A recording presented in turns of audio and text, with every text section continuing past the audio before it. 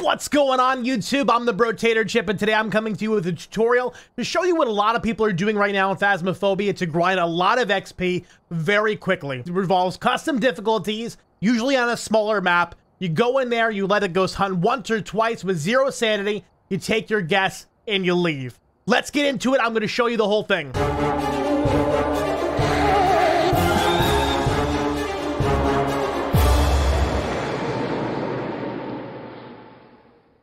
So first, let's see the custom difficulty settings.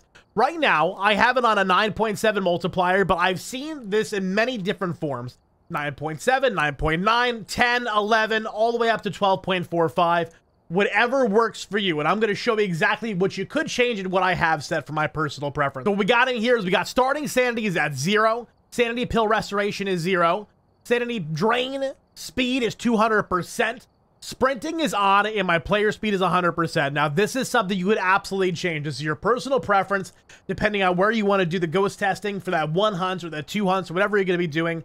Personally, if I'm doing it on Tanglewood, I like to be able to run into the garage so I can get behind the car quickly before it starts hunting, so I prefer to have a little bit of speed. But again, you can totally turn this off if you want to rely on a smudge stick to get in the hiding position in case of hunt. Flashlights are off, lose items on death, obviously on.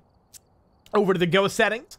Ghost speed is 100%. This can go up to 150% if you like. If you feel comfortable with ghosts and at 150% speed, especially if you've done a lot of apocalypse runs, feel free to raise that number and you'll get way more money and way more rewards.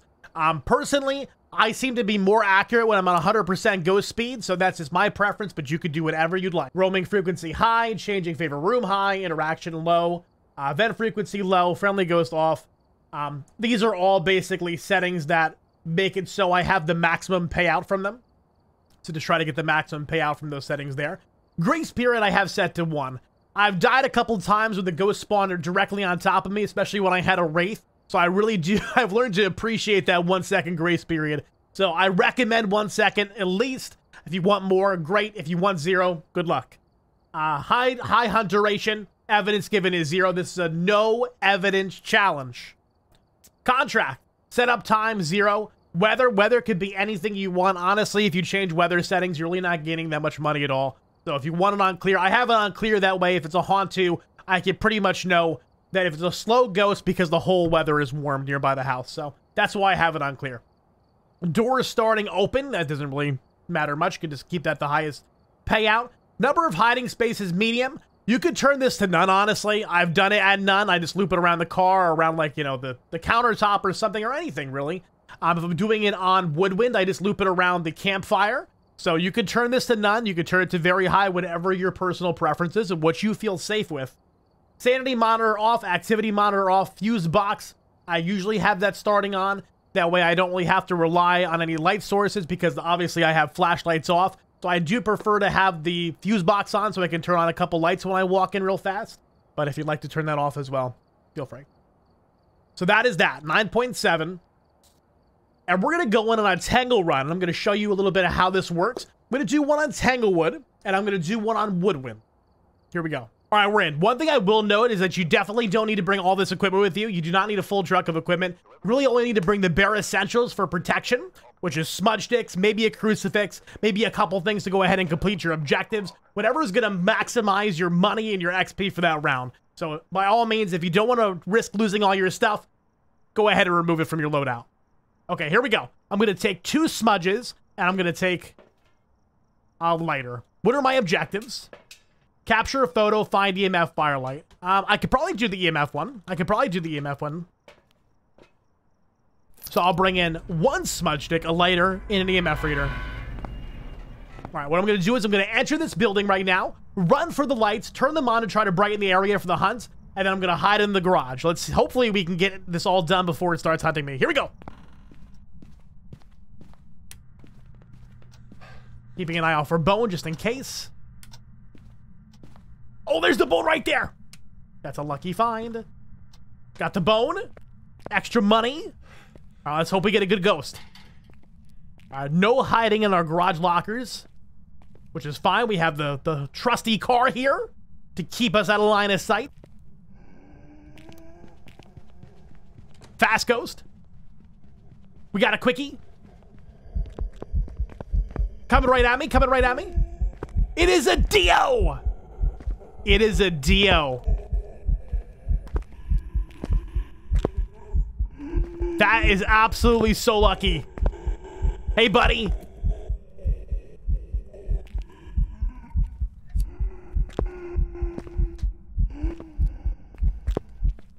Nice.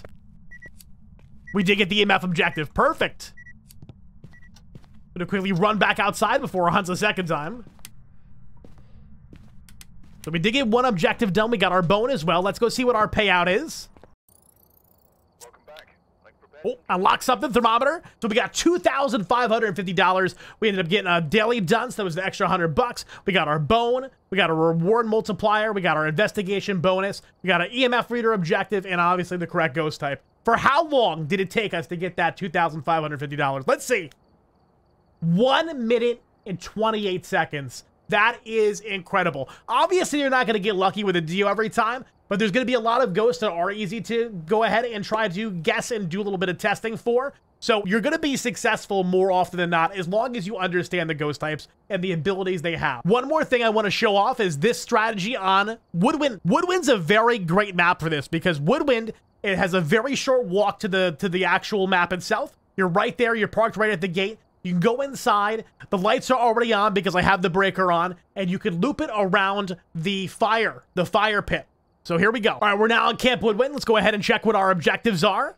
We have Crucifix, Firelight, and Escape the Ghost Hunt. Definitely can do Escape the Ghost Hunt. I could probably do Firelight as well. One thing I like to do when I do this on Woodwind is I could quickly check this camera right here and see if I have any ghost orbies floating around for that potential mimic. I don't see any right now. So maybe it won't be a mimic. Doesn't mean that the orbs aren't there. They could be hiding. It's a very limited view, but it does give you a little bit of a help. Okay. Grab the key. Grab my firelight, which is going to be the candle. Lighter. Smudge. I'm going to go ahead and turn my brightness up so you can all see the ghost a little bit better. But I'm also going to try to rush towards that light switch to help me out as well. Here we go. Would already touch that 10 flap right there. Gonna get in position. I don't see Bone anywhere nearby. Here she comes. Is that a slow ghost? This might be a rev. Oh, I don't want to test it, but I gotta. Oh, it's a rev. It is a freaking rev. Can you blow out my candle? She blew out the candle?